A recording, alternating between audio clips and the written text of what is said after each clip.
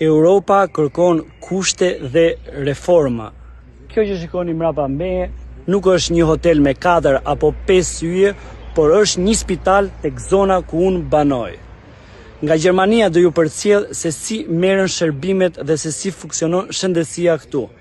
Me kartën e shëndetit, siç e shikoni ja këtu, Besmir Spaho, këtu spitalet janë gjys privat, gjys shtetëror. Ma kudo që shkon e merr shërbimin një lloj. Në 2013 është premtuar shëndetësia falas në Shqipëri. Po ndodh kjo gjë? Ma komentoni.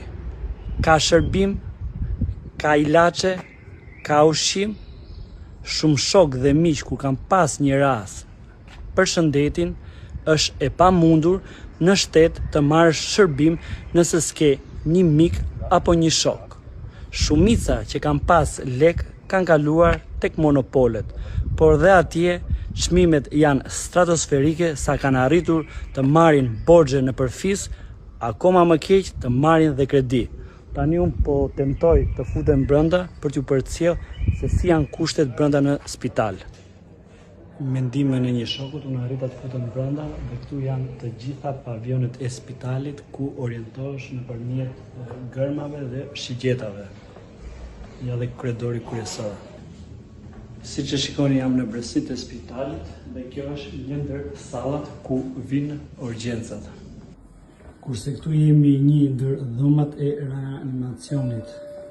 Si që shikoni, ka karrike, ka kosh, ka televizor, ka të gjitha pajisjet. Që bjen sy është tualetet janë shumë të pasura. Këtu është WC-ja, për ata që s'kanë mundësi dhe gjitha kushtet, aty dush për të larë, këtu për të larë duar, shumë pastër. Nuk e di, po këtu ke qef të smuresh.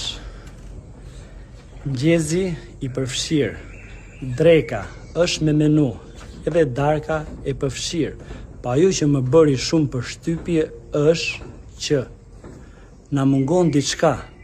Shikoni? Lind pyetja, çfarë mungon? E gjeni dot. Ky është parkimi, kurse aty mbrapa është pishina. Mungojnë farmacit. Kjo është rruga kryesore.